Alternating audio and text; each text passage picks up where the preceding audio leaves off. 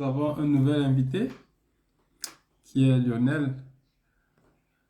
On va parler de comment lever les freins sécurité ou si vous voulez l'approche commerciale.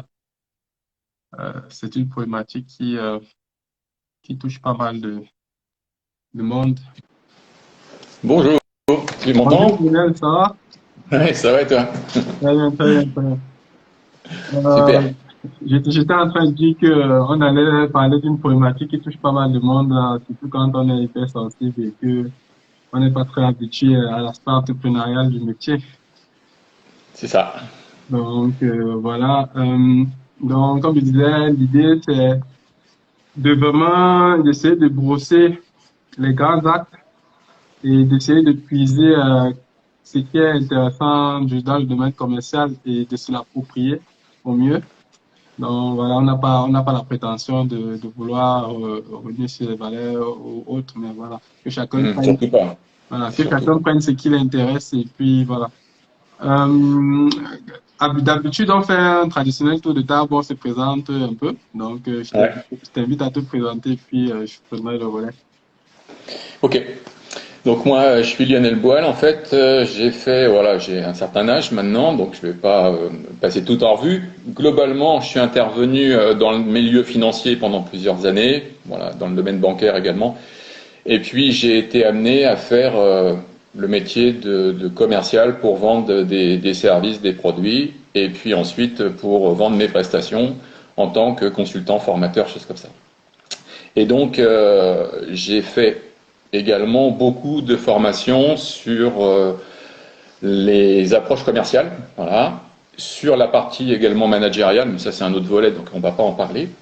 Et puis, je suis intervenu beaucoup également dans des entreprises pour pouvoir les accompagner sur l'approche commerciale pour qu'elle soit éthique et qu'on ne soit pas amené à vouloir vendre à tout prix n'importe quoi, voilà, comme ça peut des fois se produire malheureusement. Voilà, donc je suis intervenu pour souvent essayer de recorriger un peu le tir, notamment sur le terrain en accompagnant des vendeurs ou des commerciaux sur le terrain. Voilà.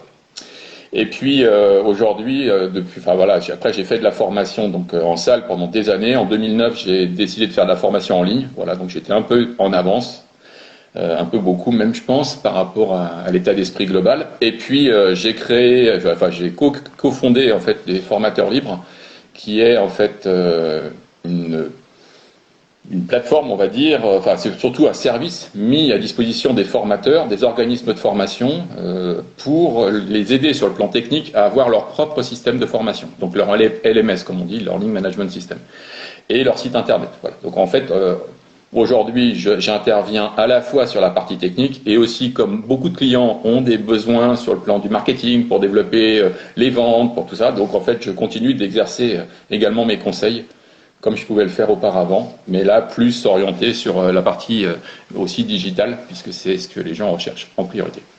Voilà, donc j'ai fait un petit tour d'horizon rapide. Voilà. Et après, j'expliquerai plus en détail comment moi je vois la partie commerciale et la vente, plus précisément. D'accord, d'accord. C'est pas mal. Ça se voit que tu as une très grande expérience, aussi bien en tant que formateur et en tant que professionnel dans du terrain. Sur le terrain, ouais, c'est comme Euh, ça qu'on apprend, je pense vraiment, en étant en contact. ok. Ben, pareil, moi, c'est Robin. Ben, je vais te présenter, mais je l'ai déjà fait plusieurs fois. Donc, aujourd'hui, ben, j'ai cofondé GHman avec d'autres personnes, notamment Valentin et d'autres. Et l'idée, c'est d'accompagner les gens, d'essayer de construire un écosystème où tout le monde, on peut retrouver toutes les compétences dont on a besoin pour mener un projet. Ça peut être des compétences thérapeutiques, ça peut être des compétences juridiques, ça C'est peut être, sûr. voilà. Et à côté de ça, de venir greffer des outils pour assister, ça peut être des logiciels, ça peut être des formations. Donc c'est vraiment le côté tout en un qu'on vise, en fait, parce qu'on part du principe que l'homme est multidimensionnel. Et que le problème qui te bloque aujourd'hui, c'est pas celui qui va te bloquer demain, c'est comme un voyage. Hum. Donc voilà. D'ailleurs, juste pour ceux qui savent, on travaille avec toi. Donc, ça tombe bien, non? Donc voilà, on va un peu rentrer dans le sujet du sujet. Ouais. Mais avant ça, comme je disais, je voulais vraiment, si on peut déjà brosser le profil des gens à qui on s'adresse, Oui. pour voir déjà quels sont le type de peurs qu'ils ont avant de commencer à dérouler sur le comment, la méthode et tout. Oui. En tout cas, de ce que nous, on a expérimenté avec les gens qu'on a accompagnés, c'est qu'il y a une grosse population d'hypersensibles notamment chez les passionnés de l'humain. Les passionnés de l'humain, ça peut être des Mm. thérapeutes, ça peut être des avocats, ça peut être des artistes. Et c'est les gens qui ont généralement beaucoup de connaissances techniques. Ils sont très dans la profondeur, mais ils ont du mal à partager ce qu'ils connaissent. Et l'un des freins qu'ils ont justement, c'est qu'ils ont du mal à te mettre en avant. Ils ont des peurs liées au fait d'être rejetés. Et c'est vraiment c'est intense chez eux. C'est pas juste, ils s'identifient au projet. Donc, quand on les rejette, ils ont l'impression qu'on les rejette. Euh, C'est ça. Voilà. Et moi-même, je sais, puisque je l'étais encore il y a Et quelques temps. moi-même aussi. Et moi Donc, aussi, dans le passé, c'était comme ça au départ. Voilà. voilà. Et donc, c'est vraiment pour ces gens-là qu'on fait la vidéo, de se dire que voilà, comment est-ce qu'on peut leur donner des briques, des astuces, des procédures qui peuvent les Mm. aider, voilà, à savoir naviguer. Good. C'est ça. Du coup, première question, d'après toi, quelles sont les bases? C'est quoi les bases? Si, voilà, si moi je suis un thérapeute là et que je veux développer mon activité, d'un point de vue commercial, quelles sont les bases que tu me... Alors, je pense que ce qui est important dans le commercial, pour pas s'épuiser, pour pouvoir avoir aussi des résultats, parce que voilà, pour rejoindre juste ce qui a été dit avant de développer cette partie-là, ce qui est important, c'est de comprendre que le fait de faire de la vente ne va pas donner 100% de réussite. On n'aura jamais 100% de personnes à qui on s'adresse qui vont dire oui. Et c'est normal.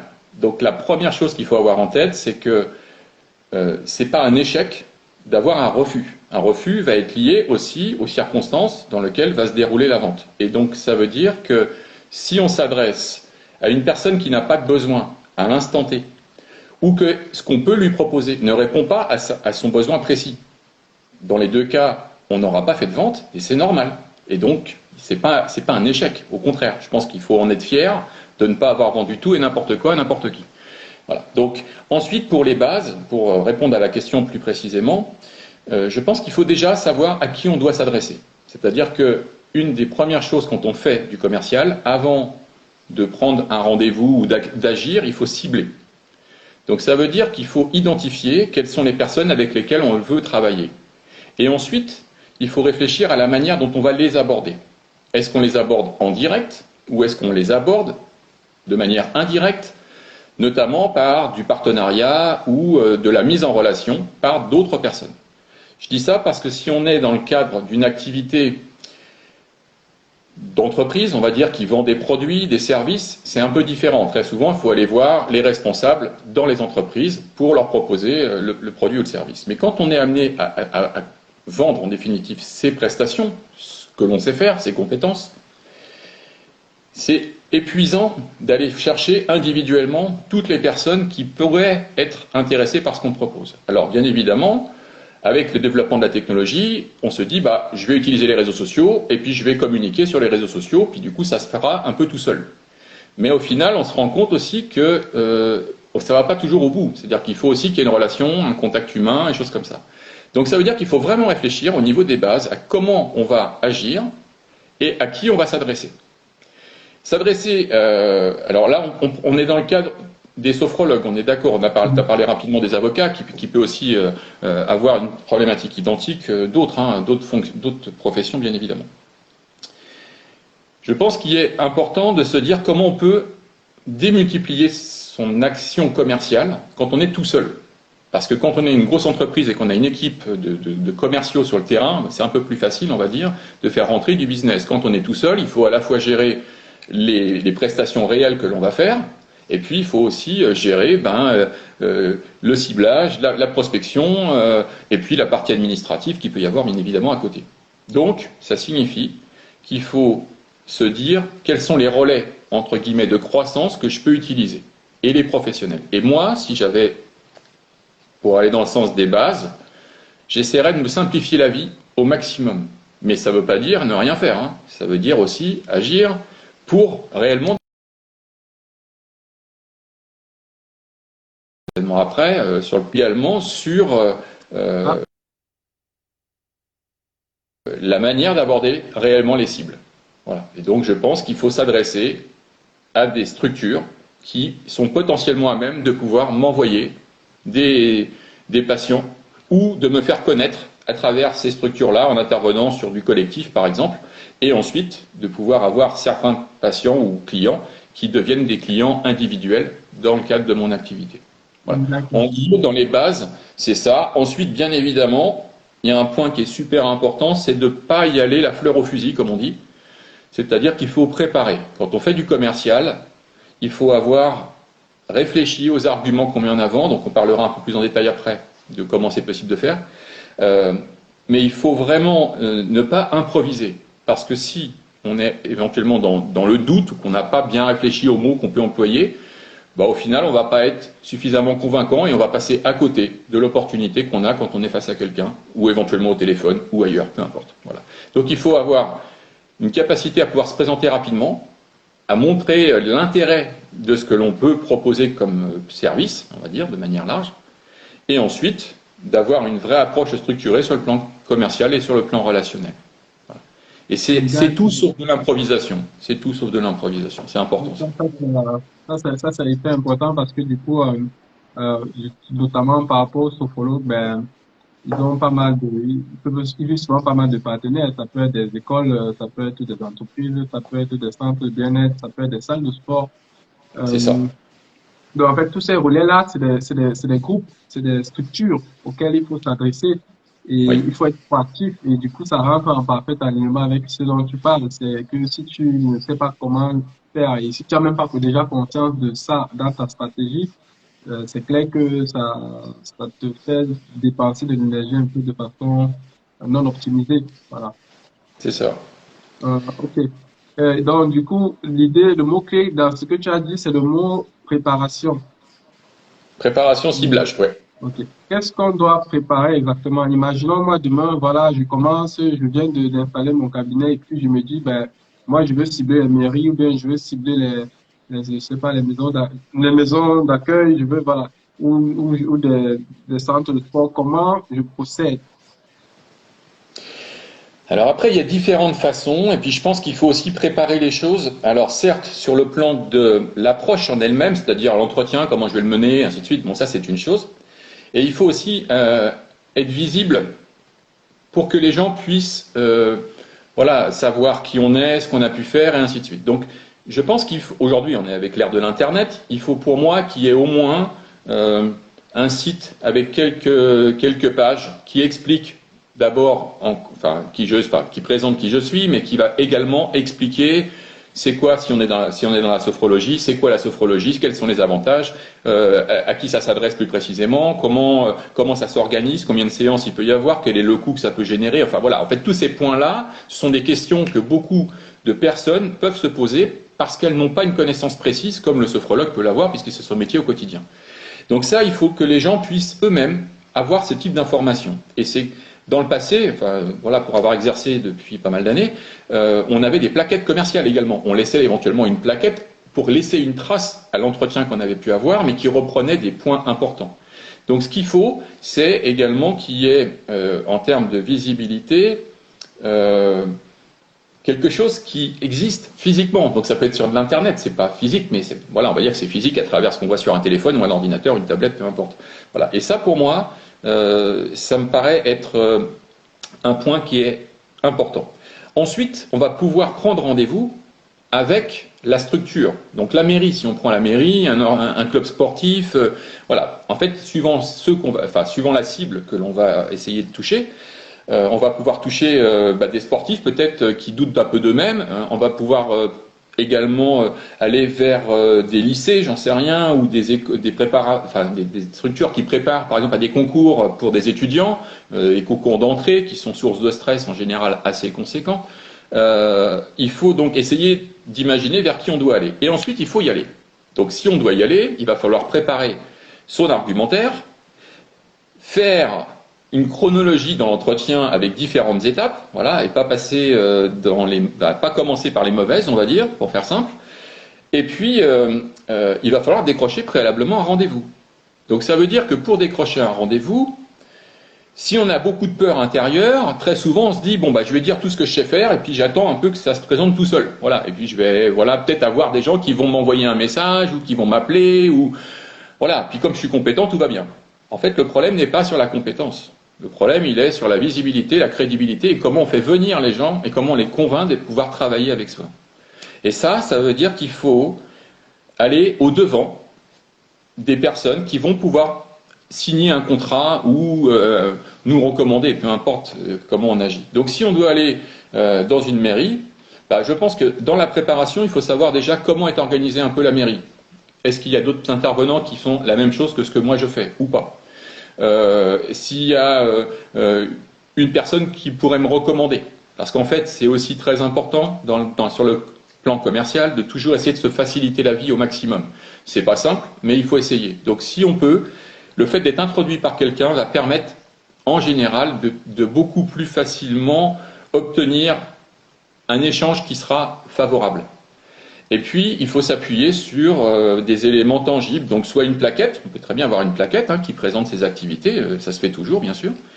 Mais ce qui est important aussi, c'est qu'il puisse y avoir quelque chose en ligne. Parce que très souvent, quand on prend rendez-vous, même avant le rendez-vous, moi le premier, je vais aller sur Google et je vais taper le nom et le prénom de la personne pour voir un peu si elle existe sur le plan numérique et puis qu'est-ce qu'elle met en avant et qu'est-ce qu'elle a fait. Voilà, histoire de comprendre un peu comment les choses vont se dérouler.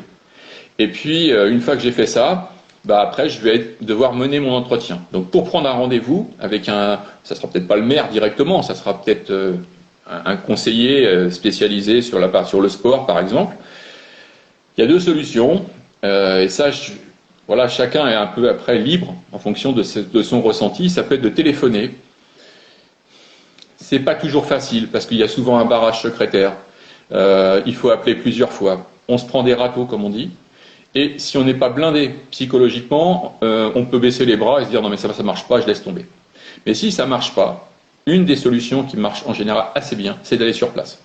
Voilà. Donc en allant sur place, on est physiquement, alors bien sûr il faut essayer de se mettre un peu avec une tenue adaptée, présenter correctement, réfléchir à la manière dont on va présenter les choses, et y aller. Et du coup, c'est vrai que la secrétaire qui, au téléphone, fait barrage et raccroche assez rapidement, quand on est en face d'elle, c'est pas pareil. En général, c'est pas la même chose. Si on sait avoir un peu de savoir-être, expliquer que voilà, le but c'est de pouvoir développer des activités, mais surtout qui vont aussi permettre soit aux sportifs, soit aux élèves de pouvoir surmonter des difficultés. Voilà, je pense que c'est un moyen de pouvoir convaincre d'abord la première personne de me donner un rendez-vous ou de m'autoriser à prendre un rendez-vous avec le conseiller spécialisé en sport, par exemple, si c'est lui que je dois rencontrer. D'accord. Voilà. Ce que je voulais un peu ajouter aussi, c'est qu'il y a une technique, en tout cas que moi j'ai vu qui pratique les choses, c'est peut-être pour la secrétaire, si j'ai un email de la mairie, déjà peut-être envoyer un premier email avec un document de ce que je propose et d'appeler en disant que voilà, j'ai envoyé un document, c'est-à-dire d'amorcer à partir de ce document-là, ça marche très bien, en tout cas beaucoup mieux que de rien faire du tout.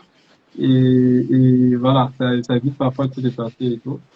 En fait, cette technique-là, c'est important. C'est-à-dire qu'on peut, dans le passé, c'était fait souvent par un mailing. C'est-à-dire qu'il y avait un envoi d'un courrier, comme on a encore des fois par certaines entreprises, et dans la foulée, c'est-à-dire dans les quelques jours qui suivent, quelqu'un qui va téléphoner et qui va s'appuyer au niveau de l'entretien par téléphone sur ce document qui a été envoyé préalablement. Le fait de faire ça, ça permet d'entrer plus facilement en contact et la personne est plus réceptive. Donc on va lui dire par exemple, voilà, je vous appelle suite au courrier que je vous ai parvenir, voilà, je ne sais pas si vous l'avez bien eu, et là du coup l'échange se crée. Alors que si on appelle et qu'on dit bille en tête ce qu'on a envie de proposer, elle est 8 fois sur 10, quand c'est pas 9 fois sur 10, personne ne dit ah ça m'intéresse pas, au revoir. Et voilà, et ça raccroche. Donc s'appuyer sur comme ça a été dit là, sur un mail ou sur en général c'est un mail parce que c'est ce qui coûte quasiment rien et ça permet d'introduire l'entretien. Et du coup ça permet d'échanger un petit peu par téléphone et de prendre le rendez-vous pour aller plus loin ensuite. Voilà. Mais on peut aussi le faire en allant sur site, on peut aussi le faire en allant directement sur place. Ça, c'est bien, voilà. Ok, donc là, on a réussi à obtenir le rendez-vous. Après avoir fait tout ça, on a réussi à obtenir le rendez-vous. Comment est-ce qu'on le mène? Tu parlais de structure en amont et tout. C'est quoi la démarche? C'est-à-dire, juste pour que je comprenne bien. Je cherche à avoir un rendez-vous avec je prends l'exemple, le conseiller du maire. J'ai réussi à passer le cap de la secrétaire en utilisant une des techniques que tu as données ou pas. Maintenant, je suis face à ce monsieur-là maintenant. Donc, je dois pouvoir lui parler de ce que je fais. C'est ça. Comment je procède? Alors en fait, il y a une chronologie dans un entretien. C'est-à-dire que très souvent, quand on ne sait pas, quand on ne connaît pas bien les rouages sur le plan commercial, voilà, on va faire un entretien, on va parler. En fait, depuis qu'on est tout petit, en fait, on sait s'exprimer et on part du principe qu'on verra ce qui va se dérouler, ce qui va se passer quand on sera dans l'entretien. Je pense que c'est une grosse erreur et qu'il faut au contraire avoir une approche qui soit structurée. Donc ça veut dire qu'il y a des étapes clés dans un entretien. Alors après, suivant les méthodes, il y en a qui vont vous dire il y a quatre étapes clés. Enfin, voilà, moi j'en ai plutôt en général 6. Voilà, mais peu importe, c'est assez simple. La première, ça va être de briser la glace, ça va être la phase de présentation. Voilà, donc en fait, bonjour, je suis Lionel Boal, je viens vous voir suite au rendez-vous que j'ai pu prendre avec vous.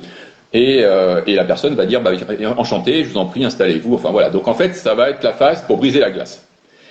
Ensuite, ce qu'il faut faire, c'est faire une petite présentation de comment va se dérouler l'entretien. Donc de dire, voilà, en fait, j'ai souhaité vous rencontrer aujourd'hui parce que je pense qu'il y a des choses qui pourraient être intéressantes pour nous deux, ou pour la mairie, pour d'autres personnes. Et voilà en gros comment j'imagine les choses. On va discuter un peu pour que je comprenne dans quel contexte aujourd'hui vous travaillez, et puis que je puisse voir du coup ensuite si moi par rapport à mes prestations c'est possible de pouvoir répondre, et puis de voir comment on pourrait envisager de travailler ensemble. Voilà, ça vous convient? Oui. Et puis j'aborderai un dernier point, mais juste à la fin. Voilà, qui est important, mais on en parlera après. Voilà. Donc là, ce que je fais, c'est qu'en fait, je présente rapidement comment va se dérouler l'entretien, et donc il comprend que je vais lui poser des questions. J'ai besoin de comprendre. La deuxième étape, la plus importante en fait, c'est la découverte. Voilà. Le plus important quand on fait de la vente, c'est de comprendre à qui on s'adresse. Et à partir de ça, on va pouvoir, à travers les réponses fournies par la personne à qui on s'adresse, peu importe le domaine d'ailleurs, que ce soit une mairie ou pour vendre un produit, un service, peu importe, ça va permettre dans notre tête de visualiser et de comprendre dans quel environnement on est et quels sont les besoins, quelles sont les difficultés, quelles sont déjà les personnes en place, comment on pourrait éventuellement agir ou pas. Donc il faut cibler aussi les questions qu'on va poser. Donc quand on fait une phase de découverte, il y a une règle, c'est de ne pas poser des questions fermées. C'est-à-dire des questions où c'est oui ou non, parce que ça fait interrogatoire. Donc ça, dans les techniques, si vous voulez, il faut à tout prix éviter de poser tout le temps des questions fermées. Parce qu'en fait, si vous posez des questions fermées, vous n'aurez pas la réponse spontanée de la personne, contrairement à une question ouverte. Donc, voilà, s'il y avait éventuellement, enfin, si on pose une question qui commence, alors comment on fait pour faire la distinction entre une question ouverte et une question fermée? C'est simple, hein, vous connaissez certainement, c'est la méthode QQQ, CO, QCP, ou on la met dans un autre ordre. En fait, c'est toutes les questions qui commencent par qui, quoi, quand, comment, où, pourquoi. Et à partir du moment où on va poser ces questions avec cette formulation, on ouvre la question et on laisse l'interlocuteur répondre spontanément. Voilà. Donc, comment vous pratiquez aujourd'hui sur le plan des intervenants comme moi, par exemple, qui sont des personnes qui sont dans le bien, dans l'accompagnement personnel, le développement personnel. Voilà. Dans la mairie, vous faites comment aujourd'hui? Voilà. Et stop, silence. Et là, ça permet d'écouter les réponses. Ce qui est important, pendant cette phase de découverte, ça peut être de prendre un bloc et un bloc-notes, je veux dire, et de noter les réponses. Voilà, je ne vais pas pouvoir faire, on n'a pas un temps fou pour faire tout ça là dans l'intervention, mais ce qui est important, c'est d'utiliser également les mots de l'interlocuteur. C'est-à-dire que c'est important d'utiliser le même vocabulaire. Si on parle, par exemple, enfin, je sais pas, là, je vais pas dans le cadre de la mairie, j'ai pas de réponse toute seule, mais si on parle, par exemple, des enfants et que la personne vous dit en face de vous, vous lui demandez combien d'enfants a-t-elle, et la personne va vous dire, j'ai 3 gosses, par exemple. Voilà. Et en fait, elle n'utilise pas le même mot. Vous lui parlez d'enfant, elle parle de gosse. Donc après, si vous voulez, en fonction de comment vous le sentez, vous pourrez réutiliser certains mots, quitte à sourire à ce moment-là en disant vous m'avez dit que vous aviez 3 gosses, c'est ce qu'on m'avait dit tout à l'heure. Voilà, mais vous pouvez le dire d'une certaine façon qui fait qu'il va comprendre que vous avez bien écouté aussi ce qu'il vous a dit. Ça, c'est important. Et il faut que vous compreniez quels sont les besoins. Vous ne ferez aucune vente si vous ne détectez pas quels sont les besoins qui peuvent exister chez l'interlocuteur. En fait, c'est psychologique, mais on n'achète jamais un produit ou un service par hasard. On achète toujours un produit ou un service parce qu'il va répondre à un problème qu'on a, un besoin qu'on a. Et c'est à partir de ça qu'on va pouvoir ensuite passer à l'argumentation. Donc la deuxième étape, c'est la découverte. On réfléchit aux questions qu'on pose pour bien comprendre le contexte. quels sont les besoins qui peuvent exister, identifier si on peut y répondre, et si oui, on va pouvoir ensuite passer à une phase qu'on appelle la reformulation. Enfin, ça fait partie de la découverte, mais c'est à la fin de la découverte. Et c'est de dire, bon voilà, en fait, si je comprends bien, aujourd'hui, ce que vous pouvez...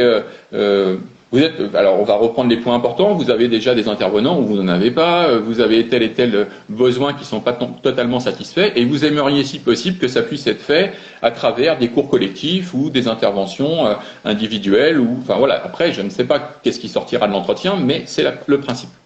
Du coup, on reformule. Donc on va valider ça en disant c'est bien ça, est-ce que j'ai bien compris? Et la personne va vous dire oui.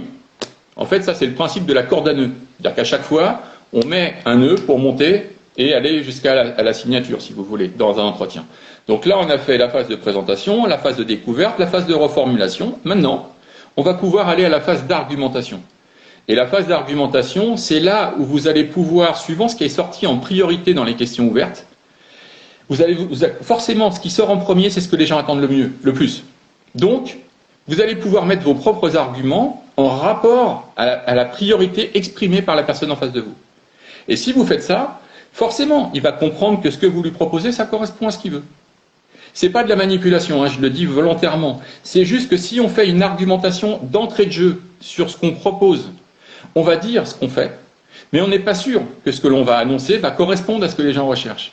Et si on fait 2 ou 3 propositions qui ne collent pas exactement aux priorités que la personne peut avoir, elle se dit ouais mais ça c'est bien gentil mais ça m'intéresse pas, bon ça non plus pas trop, voilà. Et au final elle se dit bon non, voilà. Et en fait c'est dommage parce que si on avait au contraire pris le temps de faire une phase de découverte et d'identifier quels sont les besoins exprimés par l'interlocuteur, on va pouvoir argumenter avec la priorité que lui a exprimée.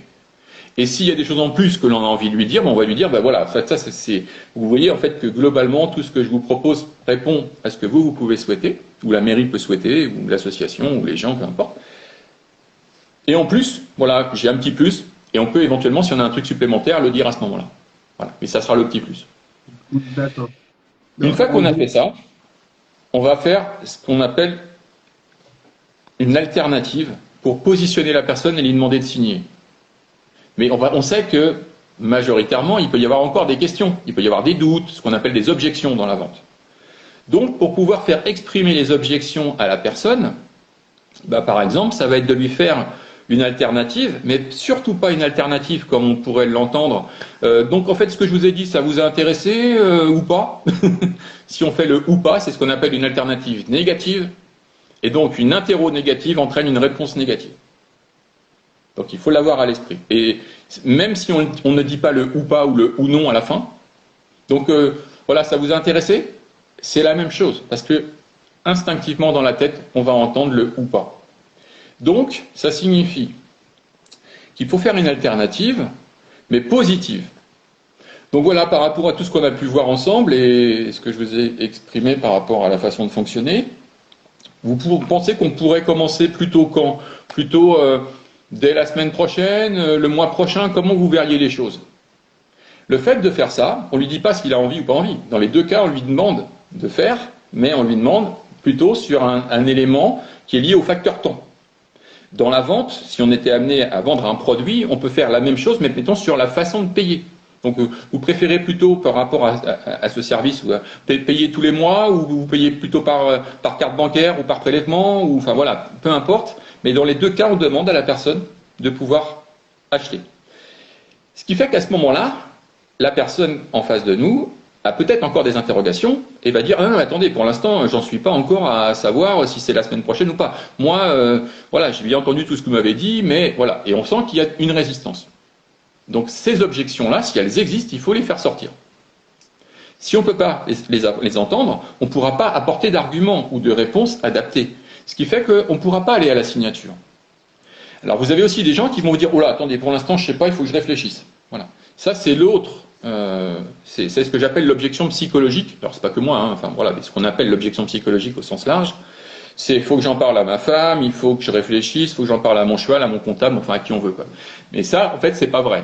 C'est vrai dans 5 à 10% des cas des clients potentiels. Mais la plupart du temps, c'est parce qu'on n'a pas répondu précisément à certaines choses ou parce que ça correspond pas pile poil à ce qu'ils souhaitent. Voilà, ça peut être sur le type de prestation, sur les horaires, il pourrait y avoir plein de choses. J'ai pas de réponse, mais en fait, il y a un truc qui bloque. Donc, c'est lui dire, bah écoutez, j'entends parfaitement que vous puissiez réfléchir, et si vous voulez bien, juste pour que je comprenne, juste, je vais reprendre rapidement les points qu'on a vus ensemble, et vous allez me dire si ça correspond, si c'est quelque chose de bien pour vous. Le fait de pouvoir bénéficier, et là on fait ce qu'on appelle un sondage. On remet en avant les quelques avantages majeurs qu'on a pu annoncer, et on va lui dire, voilà, le fait de pouvoir bénéficier je sais pas, d'une intervention chaque semaine, est-ce que pour vous, vous pensez que c'est une bonne fréquence? Voilà. C'est oui ou c'est non. Par contre, là, on pose pas de questions ouvertes. On ne fait que des questions fermées, uniquement. Parce qu'on veut valider si la personne a adhéré à l'argument et si elle trouve que c'est bien ou pas bien. Donc, en faisant un sondage avec le oui ou non à l'arrivée, on va forcément entendre qu'est-ce qui peut coincer. Ça peut être le prix, ça peut être la fréquence, ça peut être l'expérience qu'on n'a pas mis assez en avant sur sa capacité, ça peut être sur des problématiques peut-être plus spécifiques, ça peut être des enfants qui sont handicapés ou je sais pas, il peut y avoir plein de raisons, et on n'a pas abordé ce sujet-là. Et la personne, elle va dire non, mais en fait, c'est pas tout à fait ça, c'est parce que, en fait, voilà, et là, elle va vous exprimer clairement ce qui l'interroge, voilà, ce sur quoi elle a un doute. Et si l'échange se passe bien avec vous, c'est-à-dire naturellement, elle va vous donner sa problématique. Là, vous allez comprendre si vous pouvez y répondre favorablement ou non. Peut-être que vous ne pourrez pas. Et dans ces cas-là, c'est pas grave. Ça ne sera pas un échec. Ça sera juste que vous ne pouvez pas répondre à son besoin. Et dans ces cas-là, ben voilà, c'est pas grave. Vous passerez à quelqu'un d'autre, ou une autre mairie, ou un autre conseiller. Peu importe, on s'en moque. Mais c'est comme ça que vous allez pouvoir vous-même jauger, en ayant cette approche-là, si vous avez fait tout ce qu'il faut pour aller jusqu'à la signature. Et après, si vous traitez l'argument par de nouveaux arguments complémentaires, là où les objections qui peuvent exister, après avoir fait ce sondage, bah vous allez pouvoir simplement refaire une alternative en disant, bah voilà, maintenant qu'on a pu voir plus en détail ce point ou ces points, qu'est-ce que vous préférez? Comment vous voyez les choses du coup? Vous voulez qu'on puisse commencer plutôt précisément à quel moment? Voilà. Et puis, ou à quel endroit? Est-ce que vous avez un local? Enfin voilà. En fait, je n'ai pas une idée ultra précise. C'est pour ça qu'il faut préparer un peu l'argumentaire et les alternatives qu'on peut faire avant d'aller en entretien pour être à l'aise au moment où on la formule. Et à partir de là, la personne va dire, écoutez, non, là je pense pas que la semaine prochaine, non, la semaine prochaine c'est beaucoup trop court, non, le mois prochain peut-être, ou alors il va vous dire, bah non, c'est pas possible parce qu'on a déjà des intervenants, c'est baqué pour l'année entière, en fait en général on fait ça plutôt en septembre, donc il faut plutôt qu'on prévoie ça pour la rentrée prochaine. Et ça veut dire que si vous êtes aux alentours du mois de mai-juin, bah on est dans le bon créneau, dans le bon timing. Si vous faites votre entretien, mettons là en ce moment en février, peut-être qu'il vous dira ça sera pour septembre. Donc ce qu'il va falloir, c'est imaginer faire un rendez-vous avec un revoir, mettons à mai ou juin. Mais vous lui demandez, vous lui dites donc, ok, je comprends bien. Ça veut dire qu'on peut refixer un rendez-vous maintenant, pour quel mois? Mois de mai, mois de juin, qu'est-ce qui vous paraît le mieux? Encore une fois, je fais alternative, je lui demande pas s'il a envie, je lui fais une alternative. Et je lui demande simplement de se positionner sur le jour ou le mois en question. Et puis après, on va affiner. Puis on va lui dire, ben voilà, ben en fait, si vous voulez bien, on peut prendre un rendez-vous. Voilà, s'il y a quoi que ce soit, ben vous m'appelez, puis on décalera. Mais au moins, il est fixé, c'est plus facile pour vous, pour moi. Et comme ça, on pourra en parler tranquillement à ce moment-là. Et donc, du coup, on n'aura pas fait une matérialisation de la vente. Mais par contre, on aura fait une matérialisation sur, on va dire, 70 ou 80% de chances de signature pour la rentrée prochaine. Ok. Voilà. Ok, donc si je récapitule, parce qu'il y a beaucoup de choses qui ont été dites. Beaucoup de choses, c'est sûr. Bon, on va écouter la vidéo peut-être. Voilà, déjà de reprendre le processus, il va essayer de reprendre le processus et ensuite de le bien mettre en avant par rapport à l'aspect soin, et pas forcément l'aspect service. Donc, première chose dans le processus, c'est je brise la glace. C'est ça. Dans le brise la glace, c'est présentation en partant d'un prise de rendez-vous. Bonjour, je suis venu par rapport au rendez-vous. Voilà, je pense que je pourrais vous apporter quelque chose, et ainsi de suite. Ensuite, il y a la phase de découverte. Et dans la phase de découverte, c'est là où, quelque part, je vais poser des questions ouvertes. C'est ça. Pour vous laisser parler. Et je vais prendre des notes idéalement pour noter les mots que vous utilisez. Parce que dans la discussion, il y a beaucoup de choses. Et quelque part, je voulais ajouter, prendre des notes, ça montre à l'autre que vous êtes à l'écoute. Ça a un effet non-verbal. Si le non-verbal, c'est puissant, le fait de prendre des notes. C'est ça. Deuxième point, ça c'était la découverte. Une fois que la découverte est là, du coup, on a les besoins. Donc, quelque part, on sait déjà quels sont les besoins puisqu'on parle des besoins de l'autre. Pour l'instant, on n'a encore rien dit sur ce qu'on fait. Donc, Si je suis un sophrologue, par exemple, je dirais pas, ouais, je peux accompagner sur le sommeil ou je peux accompagner sur la concentration. Donc, à ce moment, j'ai encore rien dit. Tout ce que le mec en face, il connaît, c'est, je peux l'aider sur le bien-être.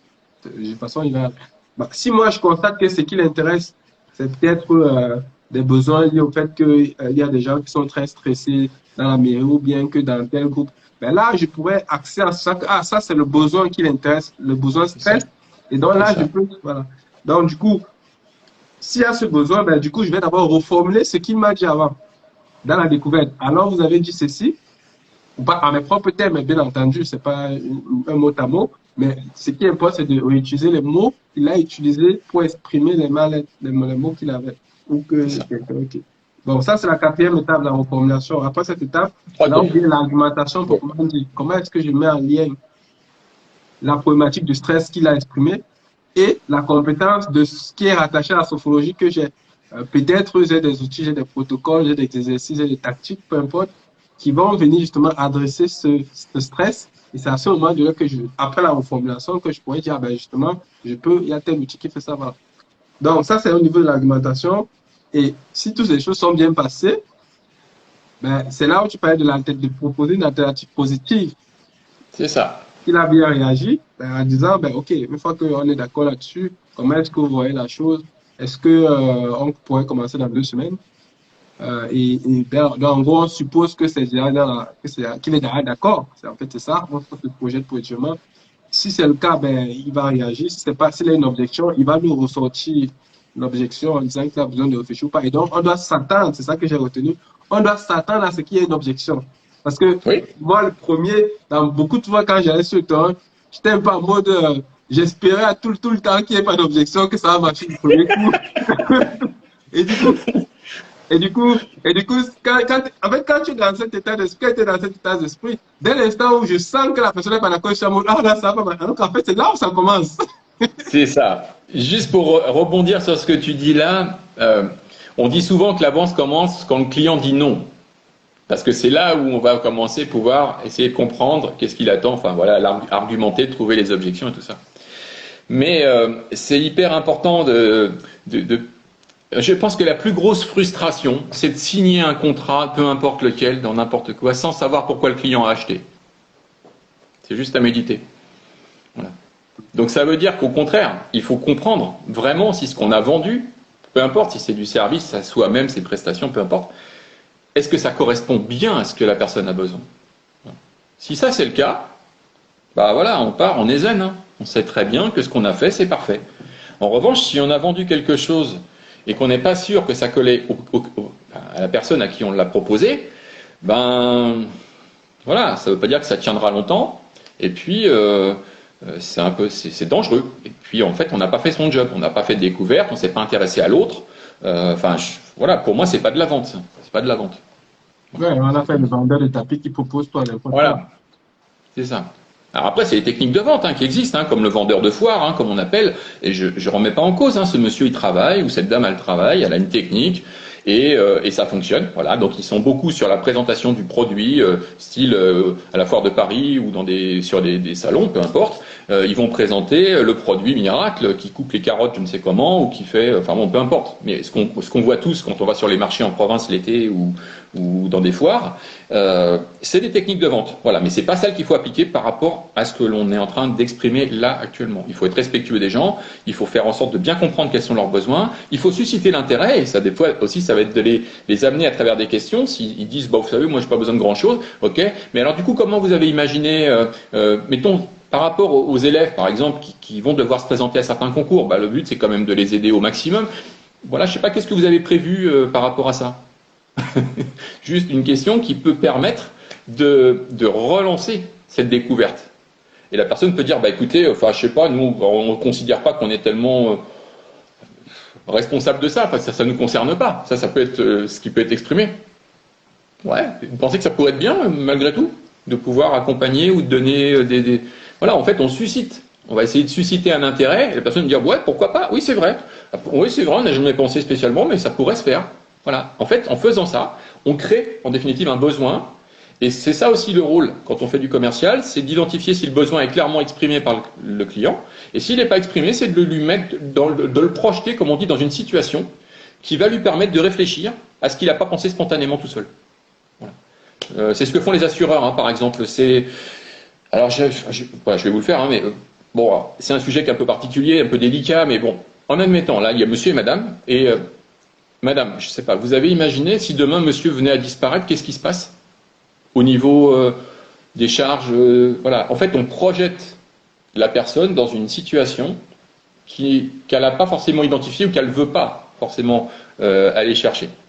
Et en faisant ça, bah, en fait, ça va permettre d'entrer sur une vraie problématique et de voir si derrière les gens sont prêts à aller plus loin et éventuellement se protéger à travers un contrat d'assurance ou un placement, enfin voilà, peu importe. Ok, Voilà. ok. Okay. Ça, c'est un aspect très, très, très important. Là, on était à la partie objection, déjà, de se dire que on doit partir du principe qu'il peut avoir des objections, Ah et que ouais, c'est normal. c'est Avoir une normal. objection, c'est normal. C'est ce point-là qui Ah est ouais, hyper important. c'est Et que c'est important. normal.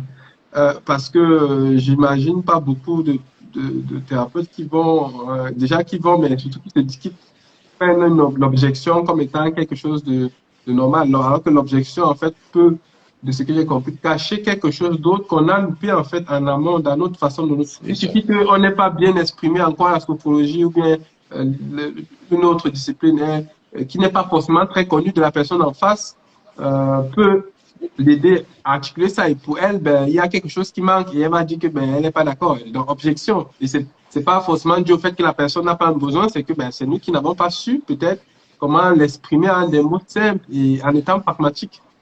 C'est ça. Donc, En fait, je suis intervenu, je te coupe, mais je suis intervenu dans beaucoup d'entreprises, y compris sur des plateformes téléphoniques, vous savez, où il y a de la vente qui est faite par téléphone. Très souvent, ces services marketing, on va dire, travaillent sur le produit et sont focalisés sur le produit. Ce qui fait que quand ils demandent ensuite à des conseillers de téléphoner, ils partent bille en tête sur l'argumentation. C'est-à-dire uniquement sur le produit. Ils font pas de phase de découverte. Donc moi, je suis intervenu je ne sais combien de fois, et du coup, à chaque fois, je remettais une phase de découverte pour bien identifier dans quel contexte le client peut se trouver, voir s'il est potentiellement amené à pouvoir acheter ou pas le produit qu'on va lui proposer. Et sinon, ça sert à rien de faire l'argumentation. Enfin, je veux dire, si son contrat, il est pas débloquable, il a signé il y a 1 mois, par exemple, avec un autre prestataire, il a 1 an avant de pouvoir sortir de son contrat, on va pas lui faire une argumentation aujourd'hui sur une formule. Ça sert à rien, il ne pourra pas signer. Voilà. Donc, il vaut mieux à ce moment-là, lui dire, bah, écoutez, je comprends parfaitement, juste rapidement, sachez que notre offre aujourd'hui est très intéressante, mais si vous permettez, je vais plutôt noter de vous recontacter dans 10 mois, par exemple, dans 8 mois, j'en sais rien, avant que vous ayez votre contrat qui se termine, de manière à ce que je puisse vous présenter tous les avantages que vous pourriez bénéficier. Si je fais ça, bah, du coup, je vais forcément m'adapter au mieux de l'interlocuteur et les objections, elles sont soit, comme je disais tout à l'heure, psychologique, soit fondée sur des choses précises. Donc si c'est psychologique, il faut les transformer en ce que j'appelle moi une argumentation technique, sur un point technique. Ça peut être le prix, ça peut être la durée d'intervention, ça peut être la fréquence, les horaires, enfin voilà, je ne sais pas dans le cadre de cette activité, mais il faut transformer ces objections qui sont des fausses objections, voilà, parce qu'en fait on est éduqué, enfin si je dois aller plus loin sur le plan psychologique, notre éducation, on va dire, en France, fait qu'on ne va pas dire à la personne vraiment le pourquoi on n'a pas envie de faire avec elle. On va mettre en général un beau papier cadeau, puis un ruban autour pour lui dire, bah, écoutez, je suis désolé, mais on ne va pas faire affaire ensemble, voilà. Et on ne va pas lui dire comme ça. On va lui dire, bah, écoutez, il faut que je réfléchisse. Voilà, je suis pas tout seul à décider, vous savez, il faut que j'en parle à ma femme, il faut que j'en parle à mon comptable, il faut que j'en parle à peu importe. Donc, ça, c'est des fausses objections. Elle repose très très très souvent, la personne peut décider toute seule. Alors, je dis pas pour tout, hein, si c'est pour vendre un bien immobilier, oui. Et, en général, monsieur et madame vont être présents, oui. Mais pour autant, c'est assez rare. C'est un subterfuge. C'est-à-dire qu'en fait, on utilise cette objection psychologique parce que ça cache en fait un vrai blocage sur autre chose. Mais c'est normal, il y a des blocages, c'est normal. Et c'est peut-être parce qu'on n'a pas bien posé les bonnes questions, qu'on n'a pas découvert toutes les attentes, ou qu'on a argumenté trop vite sur la façon dont on pense qu'il faut faire, et c'est peut-être pas exactement comme ça que l'autre voit les choses. Donc ça permet de recaler. Donc cette phase d'objection, elle vient quand on a fait l'alternative. comme j'ai dit, positive, plutôt la semaine prochaine, le mois prochain, voilà, c'est un exemple, mais on reprend le même. Si c'est OK, la personne va vous dire, écoutez, moi je pense que vous pourrez commencer, alors on pourrait faire un essai, je ne vais pas vous dire qu'on va signer un contrat tout de suite, je voudrais voir un petit peu comment les choses se déroulent, mais on pourrait faire un essai, mettons sur le mois complet, pendant les 4 séances, puis on verra ce que ça donne. Du coup, on passe directement à la signature, c'est-à-dire à la phase de conclusion de la vente. On est d'accord. Et si, en faisant cette alternative, la personne émet des objections, on va d'abord passer par la phase de traitement d'objections, c'est-à-dire remettre les arguments en avant, après avoir identifié quels sont les points de blocage exacts. Et puis ensuite, on va aller à la signature. Voilà, la conclusion, si vous voulez. Et la conclusion peut ne pas être bonne, c'est-à-dire qu'en fait, si l'objection, on ne peut pas la traiter pour des raisons factuelles et qui ne sont pas contestables, je veux dire, le client... peut aussi avoir des raisons précises, il n'a pas les moyens, il peut y avoir plein de choses. Ça ne sera pas un refus. C'est ça qu'il faut comprendre. La réponse sera non, mais ce n'est pas un échec de notre part. En fait, on est juste face à quelqu'un qui est potentiellement dans la bonne cible, mais qui n'est pas pour l'instant capable de pouvoir passer à l'action pour pouvoir acheter. Donc, c'est pour ça que la phase de découverte est importante, parce qu'en général, on ne va pas si loin que ça. On s'arrête avant. Oui, en fait, c'est pour dire que c'est même c'est pas seulement important, c'est la clé. On doit comprendre quelles sont les problématiques des gens avec leurs mots et de façon profonde avant de pouvoir faire quoi que ce soit. Et même cette gymnastique-là, sinon on navigue à vue, on sait, voilà, en fait, même au niveau des valeurs, c'est pas bon parce que proposer quelque chose, c'est comme si je proposais un médicament alors que je ne sais pas de quelle maladie tu souffres. C'est exactement ça. C'est exactement ça. C'est pas aligné en fait, donc ce sera très difficile. Je voulais revenir au niveau du traitement des objections et peut-être en amont. Du coup, j'imagine que quand on va aller voir le maire ou n'importe quelle structure, les personnes, ils ont des profils différents. C'est ça. Au niveau de l'argumentaire, est-ce qu'il y a des profils types qui peuvent aider? Est-ce qu'il y a des types qui peuvent aider à savoir comment exprimer la même chose, mais de façon à être rassurant envers la personne qui est devant nous? Alors ça, c'est très important. Après, c'est vrai qu'on aborde un sujet, les formations sur le plan, les formations commerciales, ça se fait pas comme ça, juste en un entretien en 1 heure. En fait, les formations peuvent durer 1 journée, des fois plus, ça dépend. Dans la phase d'argumentation, oui, il est bien évident qu'il faut déjà répondre, comme je l'ai dit, aux besoins exprimés prioritairement dans la phase de découverte. Mais en fait, quand on va faire parler la personne, on va pouvoir détecter aussi des sensibilités. Alors en fait, vous pourrez regarder, s'il y en a qui regardent la vidéo a posteriori, vous pourrez aller sur Internet et regarder le SONCAS. Ça s'écrit S-O-N-C-A-S. Voilà. Et on dit qu'en fait, il y a à peu près 6 profils ou 6 grandes tendances d'acheteurs. Voilà. Des choses, des ressorts qui vont être activés dans chaque individu. Alors, on a tous plusieurs dans le SONCAS, on a plusieurs. Le SONCAS, c'est donc un acronyme, ça veut dire que le premier S, ça signifie que la personne a un profil sécuritaire. Le O, c'est l'orgueil. Ce sont des gens qui sont plutôt orgueilleux. Donc le sécuritaire, juste pour le définir rapidement, c'est quelqu'un forcément qui a besoin d'être rassuré avant d'acheter. Donc il faut lui mettre en avant des avis, des témoignages par exemple qui font que ça va le rassurer de savoir qu'il y a des gens qui ont apprécié. Ça va être également pour certaines activités, ça peut être des normes, ou un diplôme par exemple, qui vont également permettre de matérialiser une compétence parce que ça a été sanctionné par un diplôme. Ça peut être des normes AFNOR, des normes européennes, plusieurs choses. La fiabilité, du coup, c'est aussi un point important pour des produits, pour ces gens-là. Ensuite, la deuxième lettre, c'est le O pour l'orgueil. En fait, ce sont des profils de gens qui veulent avoir ou bénéficier de quelque chose que les autres n'auront pas, ou peu. C'est-à-dire qu'ils estiment que ils sont hors normes. C'est des gens qui aiment bien briller traditionnellement. C'est pas du tout un reproche. Ils sont comme ils sont. On est tous comme on est. Il n'y a pas un profil mieux qu'un autre. On est comme on est. Simplement, quand on fait du commercial, il faut essayer de s'adapter à tout ça. Et donc, si je dois faire une argumentation à un sécuritaire, je vais le rassurer. Par contre, si je fais une argumentation rassurante à un orgueilleux, en général, il va s'endormir et il va se barrer. Parce qu'en fait, ça ne va pas correspondre à sa façon de penser à lui. Lui, il est prêt à prendre des risques, il est prêt en fait à ce que ça bouge.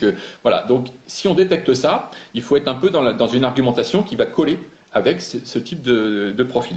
Ensuite, le N, de son cas, c'est la nouveauté. Donc c'est des gens qui sont plutôt dans un esprit de tester tout ce qui est un peu nouveau, voilà, que ça soit des techniques, mais que ça puisse aussi être des produits, voilà. Donc des gens qui sont dans la nouveauté, il faut pas leur parler de trucs qui sont super, enfin qui existent depuis très longtemps, parce qu'en général ça va pas leur donner envie d'acheter, puisque c'est pas nouveau, c'est pas dans la mode, on va dire. Ensuite, le C, c'est le confort. Voilà, ce sont des gens qui ont envie d'être pris en charge. Ils n'ont pas envie de s'occuper de grand-chose, ça les saoule.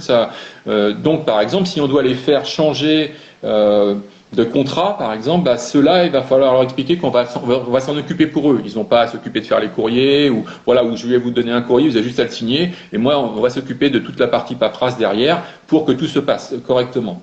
Voilà, le confort, c'est le fait d'avoir quelqu'un qui va pouvoir, en cas de besoin, répondre au téléphone ou qui a un échange, que voilà, voilà, ils ont besoin d'être protégés un peu et d'être dans une zone de confort. Le A, ensuite, c'est l'argent. Donc ce sont des gens qui majoritairement vont acheter quand le prix est pas cher, quand il y a une promo, voilà. Et ils sont, pour certains, très orientés là-dessus en priorité, avant tout le reste. Ils s'en foutent un peu du vendeur, ils se foutent de l'entreprise chez qui ils vont acheter, ils veulent le prix. Voilà. Donc si on est bien placé, bah, du coup ils achètent. Le risque, c'est que forcément, s'il y en a un autre dans quelques mois qui propose un tarif différent, bah, ils partiront parce qu'ils seront pas forcément très fidèles, on va dire. Voilà. Ils sont accrochés au tarif. Et puis le dernier, c'est le S de sympathie. Voilà. Donc la sympathie, c'est parce qu'il y a des gens qui attachent une grande importance à l'échange et à la personnalité de la personne avec qui ils sont en négociation. Donc ça, cette partie sympathie, ça passe par le savoir-être, la façon d'attacher de l'intérêt à la personne en face, ce qui est normal, hein, mais ça sera renforcé davantage sur cette partie-là. Et si vous écoutez des émissions de téléachat, par exemple, alors ça peut certains vont dire ah, c'est bon, j'ai pas envie d'écouter ça, mais écoutez-les juste pour comprendre, et vous verrez que dans l'argumentation, très souvent, ils vont passer en revue des arguments qui vont toucher chacune des cibles.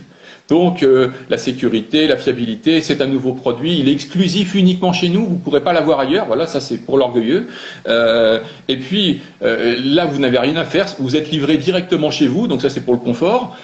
Et aujourd'hui, vous avez une offre exceptionnelle enfin voilà, donc je le fais volontairement dans la caricature, comme peuvent le faire certains présentateurs, mais ils font leur boulot. Et en fait, pour avoir travaillé des fois avec des prestataires justement ou des gens qui font de la vente en ligne, ou par la télévision, le canal sympathie passe par le présentateur. C'est-à-dire Dostel, par exemple, voilà, sur M6 à une époque, M6 Boutique, après on écoute les appels téléphoniques des gens qui passent commande, et là des fois j'étais mort de rire. Enfin, vous avez vu quand même, il était beau aujourd'hui. Hein. Oh là, qu'est-ce que je l'aime bien ce monsieur, il présente bien. Enfin voilà. Canal sympathie. Donc quand on fait une argumentation, si on a, à force, faut travailler un peu, mais si on écoute bien, on va ressentir que les gens ils sont plus attachés sur la sécurité, ils ont un peu peur, ou au contraire ils ont envie d'être pris en charge, ou ils sont vraiment sur le pognon sans arrêt. Et à partir de là, il faut essayer de préparer des arguments que l'on peut mettre en avance pour rassurer ou pour donner envie ou pour montrer qu'il y a des nouvelles techniques, que c'est pour la nouveauté c'est important. Et à partir de ça, on va pouvoir on va aller encore plus loin dans la personnalisation de l'argumentation.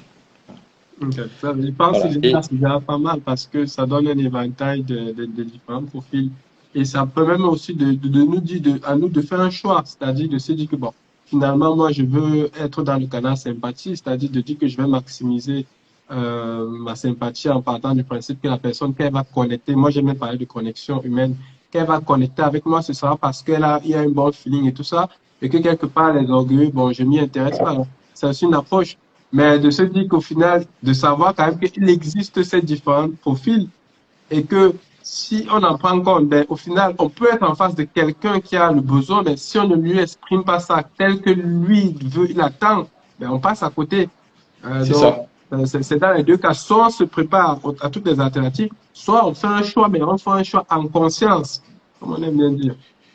En fait, je pense sincèrement que c'est pas une problématique en soi. C'est-à-dire que quand on va faire un entretien, il va durer, une demi-heure, 3/4 d'heure, 1 heure peut-être.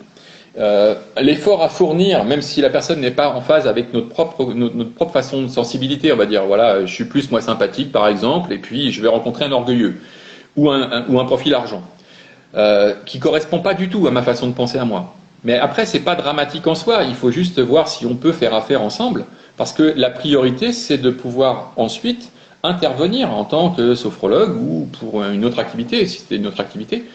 Et voilà, c'est de s'adapter en fait, comprendre qu'on est tous différents. Moi, je pense aussi que quand un sophrologue reçoit un patient, le patient lui-même n'a pas exactement le même profil. Enfin, je veux dire, si on prend un compétiteur, un sportif de haut niveau, je pense qu'il n'est pas exactement dans le même profil de quelqu'un qui a des problèmes, par exemple, de gestion du stress, parce qu'il y a un responsable qui est dans l'entreprise où elle travaille, amené à lui faire des remarques un peu désobligeantes, et que du coup, elle le vit très très très mal. Et l'idée, c'est bien évidemment de travailler pour qu'elle puisse passer au-delà de ça, mais on va bien avoir des profils différents. Donc on s'adapte. Je veux dire, qu'on soit sophrologue ou qu'on soit amené à faire un autre métier, il faut essayer de comprendre comment les gens sont et développer quelques arguments. Ça veut dire les préparer, les écrire, voilà.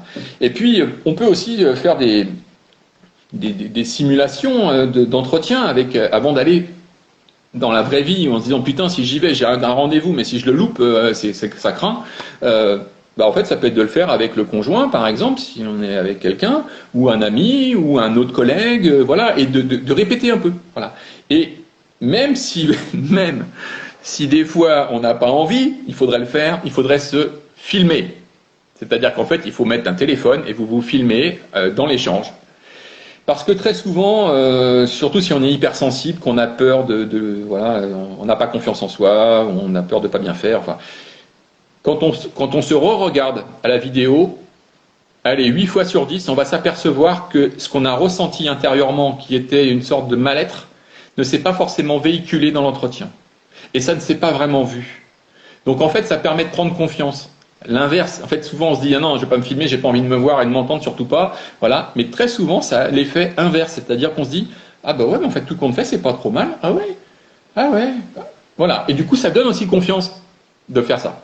Donc c'est une astuce. Enfin, c'est pas une astuce. Hein. J'ai été responsable commercial, j'ai formé plein de gens, donc la caméra, beaucoup n'aiment pas passer devant. Mais au final, je pense qu'au contraire, c'est un excellent moyen de pouvoir évoluer ou de se donner, ou de se rendre compte qu'au final, on est bien, voilà. Donc faut y aller, hein. Faut pas attendre, faut aller voir les maires, faut aller voir les responsables associatifs, les responsables de lycée ou je ne sais qui, après, peu importe. Ce que je retiens, en fait, c'est qu'il faut prendre le temps, en tout cas, il convient de prendre le temps de répéter. Ça, c'est déjà la base. Et j'insiste dessus parce que quand on est hypersensible, quand on est on est généralement dans la spontanéité. Donc, la répétition, c'est quelque chose qu'on n'aime pas faire. Ah, voilà, monsieur Romain qui nous a rejoint. La répétition, c'est quelque chose qu'on n'aime pas faire. C'est-à-dire que répéter un discours pour être prêt, c'est quelque chose, même pour moi, c'est quelque chose qui était très difficile, même jusqu'à présent. Donc, c'est paradoxal. On sait ce qu'il faut faire, mais comme c'est pas dans la spontanéité et que c'est pas dans la créativité, ben, on le fait pas.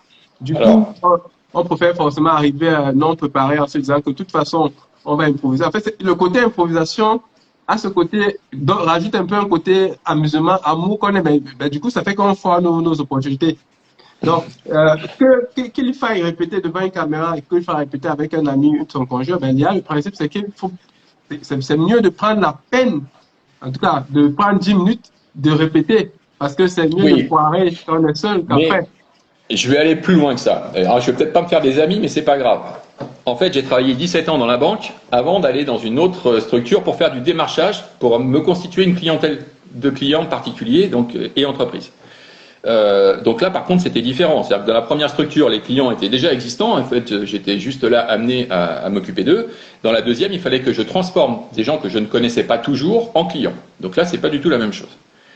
Et en définitive, ce que je me rends compte, c'est que on a, enfin, je sais pas comment expliquer.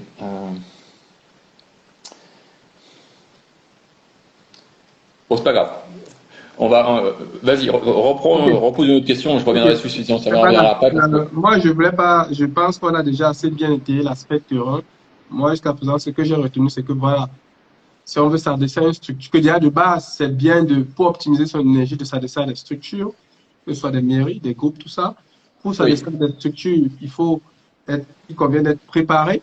Être préparé, c'est déjà être capable de passer la barrière de la secrétaire. Ah si. Et ensuite de pouvoir structurer son discours, en tout cas de pouvoir avoir disposer d'un processus. Après, on a parlé de quelques techniques pour passer la barre de la secrétaire. Et on a abordé aussi un processus pour pouvoir discuter avec la personne, tout ce qui était briser la glace, découverte et tout. Et je vais reprendre si tu veux bien, parce que du coup, ça va faire le lien dans le mauvais sens, mais ça va le faire quand même. Ok. Ce que je voulais dire, c'est que quand on doit préparer son entretien, le mieux, ça serait de le rédiger. Et tu parlais de ne pas apprendre par cœur, on n'a pas envie d'apprendre par cœur. En fait, ce que je voulais dire, et j'ai fait une digression, donc du coup je suis parti sur autre chose, c'est que j'ai été amené après 17 ans à devoir apprendre par cœur des entretiens, des argumentaires d'entretien, pour faire des entretiens en face à face. Et là je me disais, mais ça va pas, enfin, ça fait 17 ans que je fais ça, arrête tes conneries, je vais pas apprendre ton truc par cœur, c'est non. Et mon responsable à l'époque commercial m'a dit, si, tu vas le faire, parce que tu vas te rendre compte de l'intérêt et de la puissance du truc. Bon, donc j'ai dit, bon ok, je vais l'apprendre. Il y avait beaucoup de pages quand même, c'était... Et en fait, l'intérêt de ça, alors après, vous n'êtes pas obligé de le faire, bien évidemment, chacun fait comme il a envie. Mais l'intérêt de ça, c'est que quand vous connaissez exactement la façon dont l'entretien va être mené, et que vous savez quels sont les mots que vous pouvez utiliser, les phrases, elles ont été réfléchies, les mots, vous les connaissez. Il peut se passer n'importe quoi dans l'entretien, n'importe quelle question de la part du client. Il y a un téléphone, il y a un collègue qui arrive, il y a peu importe ce qui va se produire. Vous pourrez redémarrer là où vous en étiez, tout le temps. Et puis si la personne vous dit, elle vous pose une question et que la question qu'elle vous pose, elle arrive trop tôt, vous dire, écoutez, voilà, je comprends parfaitement votre question, mais si vous permettez, je vais y répondre un tout petit peu plus tard, parce que en fait, je voudrais juste aborder un point, et là, on continue la façon dont on a prévu l'entretien, et on ne se laisse pas déstabiliser dans tous les sens. Donc c'est assez marrant, parce que là, du coup, ce qu'on fait en train de faire, je ne l'ai pas préparé plus que les points importants que je voulais qu'on puisse aborder, mais j'ai pas rédigé, voilà. Mais si j'avais dû aller plus loin, il ne serait pas passé ce qui vient de se passer. C'est-à-dire qu'en gros, à un moment donné, je me suis dit, ouais, bon, je sais plus trop exactement ce que j'avais envie de dire précisément, voilà. Parce que justement, c'est pas préparé. Et du coup, je me suis laissé embarquer, je suis parti sur autre chose, et ça n'a pas fait pile. Voilà. Bon, après, ça m'est revenu, donc Ouais. voilà. Ok, ça c'est une bonne tips, je pense. Après, c'est toujours un ratio énergie On peut se investie. bourrer, c'est la vie, Euh, je suis un peu maintenant passé à la deuxième étape parce que là, c'était l'aspect terrain. Aujourd'hui, avec le Covid et tout, ben, l'aspect digital prend plus d'ampleur. Ouais. Comment, comment démarrer, en tout cas, comment structurer son activité sur le digital? C'est quoi les bases? Alors, je pense que les bases, c'est d'avoir un site internet, d'identifier quelles sont les questions ou les objections que les clients peuvent avoir. C'est-à-dire que comme ils vont être tout seuls face au site, quand ils viendront sur le site, on peut les faire venir après. Ils peuvent avoir trouvé sur Google, ils peuvent venir par les réseaux sociaux, voilà, on va en parler éventuellement après. Mais quand ils vont être sur le site, il faut qu'ils puissent trouver les réponses à ce qu'ils cherchent. En fait, on est tous comme ça aujourd'hui. La plupart du temps, quand on a un besoin, n'importe quoi, qu'est-ce qu'on fait? On va sur Google et on tape. On tape la question qu'on a, l'interrogation, peu importe, et on essaie de trouver les réponses dans des sites. Donc, bien souvent, les gens vont chercher à lire soit un article, soit une présentation, par exemple sur la sophrologie. Et donc, si vous avez un site qui met en avant c'est quoi la sophrologie, quelles sont les personnes qui peuvent être concernées, comment ça se déroule, enfin, tous ces points-là, et que c'est bien en correspondance avec ce que les gens recherchent, et qu'en plus sur le site vous faites d'autres propositions, l'idée c'est qu'ils puissent avoir envie de lire d'autres choses que vous avez pu publier, ou qu'ils puissent vous écrire pour prendre contact avec vous, ou qu'ils puissent télécharger une ressource gratuite, peu importe que vous mettez à disposition, qui va vous permettre vous de collecter son adresse email par exemple, et de pouvoir lui envoyer un email ensuite pour pouvoir lui proposer autre chose, ou d'aller lire un article que vous avez pu faire, ou de télécharger un e-book que vous mettez à sa disposition qu'il n'aurait pas vu, ou, enfin voilà, j'en sais rien. Enfin, il peut y avoir plein de manières de faire. Ce qui est important, c'est d'avoir un site que les gens puissent vous voir qui vous êtes et que vous existiez, parce que sinon il n'y a pas d'existence réelle. Voilà, c'est ça la problématique, c'est qu'on n'est pas visible sinon. Il y a un point, excuse-moi de te couper. Moi, je fais une grande distinction entre avoir un site et être visible. Ah bah oui. Parce qu'aujourd'hui, Internet, c'est comme tout le monde. C'est pas parce que même dans le monde réel, quand tu ouvres une boutique, tu dois encore faire de la com pour qu'on sache que tu es là. Non. C'est ça. Mais par contre, si tu n'as pas de boutique, je te coupe, mais si tu n'as pas de boutique, tu fais rien. Ouais, d'accord. Là, on est d'accord. Mais c'est plus pour dire que c'est pas parce que que être visible ne se résume pas à un site. Non, mais en revanche, ce qu'il faut savoir, c'est que si le site il n'existe pas, ça va être éphémère. C'est-à-dire que même si tu rencontres quelqu'un et que tu lui dis que tu lui expliques tout ce que tu peux faire, s'il n'a pas moyen de retourner dessus ou de voir plus en détail qui tu es, ben après l'entretien, il va se rappeler un peu, puis dans 2 jours, il se passera qu'il aura oublié 80% de ce que tu lui as dit. Voilà. Et puis éventuellement plus encore dans la semaine qui va suivre. Donc il faut en priorité qu'il y ait déjà une existence à travers un site, à travers une plaquette, sinon éventuellement. Mais bien évidemment, ça ne va pas suffire, parce qu'il y a des millions de sites, donc ça ne sert à rien d'avoir qu'un site. Après, il va falloir faire la promotion de ce site. Donc après, ça peut passer bien évidemment par les réseaux sociaux. Ça veut dire qu'il faut, sur les réseaux sociaux, créer une page voilà, sur le réseau social qui correspond le mieux à l'activité qu'on exerce. Donc ça peut être sur LinkedIn, sur Facebook, sur Instagram, ou même plusieurs, hein, à la fois bien sûr. Et ensuite, il va bien falloir faire venir les gens sur le site. Donc pour les faire venir, il faut leur donner envie. Et pour leur donner envie, très souvent, il faut leur proposer quelque chose. Donc c'est pour ça qu'il y a très régulièrement des personnes qui vont proposer une ressource gratuite. Ça peut être une vidéo découverte pendant de 20 minutes ou je ne sais quoi, qui va permettre de comprendre plus précisément comment une séance se déroule ou les avantages que ça procure. Ça peut être d'avoir un article de fond qui va permettre de parler d'une problématique et comment solutionner tel problème, par exemple. Comment se préparer au concours d'entrée des grandes écoles, par exemple, en étant stressé. Enfin, quand on est stressé, comment se présenter au concours d'entrée des grandes écoles. Enfin, j'en sais rien, mais un truc dans ce style-là qui va en fait permettre de toucher des gens qui sont concernés. En revanche, après, si on veut aller plus loin, on peut éventuellement faire de la pub sur les réseaux sociaux pour faire apparaître cette publicité ou cet article-là qu'on veut mettre en avant, ou cette vidéo, ce e-book, peu importe, à la cible concernée. Donc on va cibler par exemple des jeunes, si on a envie d'avoir des personnes qui passent des concours d'entrée, on va cibler voilà, des jeunes qui vont avoir 18, 22 ans peut-être dans ces eaux-là, ou un peu moins, un peu plus en fonction du type d'école qu'ils vont avoir envie de rejoindre. Après, il faut se dire qu'il y a deux manières de procéder sur le plan commercial, une qui est passive et une qui est active. Passive, ça veut dire qu'on met des choses sur Internet, sur les réseaux sociaux, on fait son site et on attend que les choses arrivent toutes seules. Ça, en général, ça marche pas trop bien. Ça marche dans le temps, parce que dans le temps, il y aura des gens qui seront venus sur votre site, ils en auront parlé, il y aura des témoignages, des avis positifs, des choses. Donc tout ça, ça va faire un peu boule de neige. Les moteurs de recherche, ils ont des algorithmes qui permettent de voir les visites qui passent sur le site, le temps que les gens restent sur une page. Du coup, ils se disent, si les gens restent 5 minutes à lire un article, c'est que l'article il doit être intéressant. Enfin, tous ces points-là fait qu'à un moment donné, votre site il va remonter dans les résultats de recherche. Mais si vous ne faites pas d'action en particulier, il ne va pas se passer grand-chose.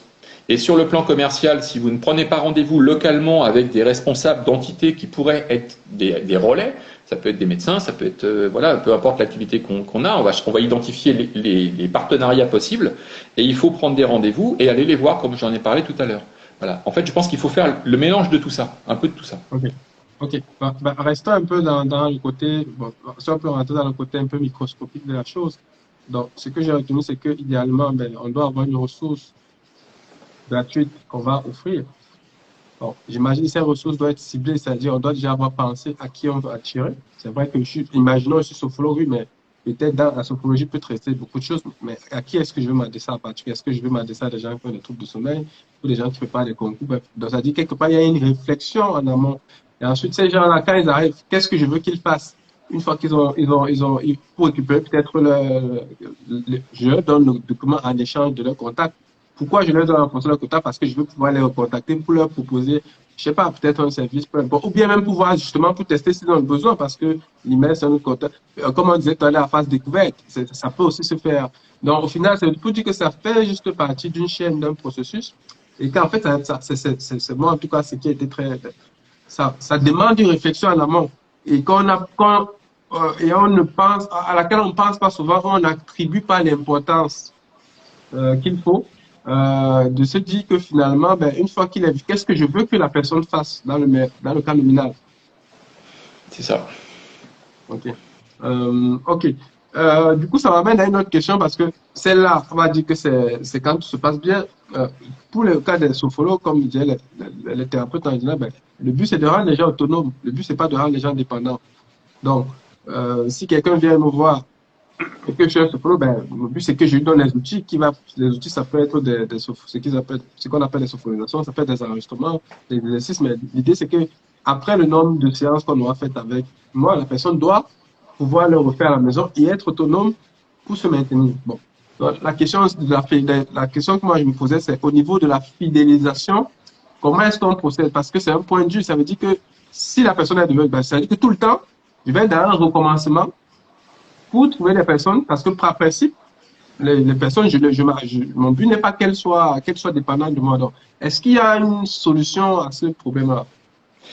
Alors, une solution, je pense qu'il y a une façon de susciter un potentiel besoin futur.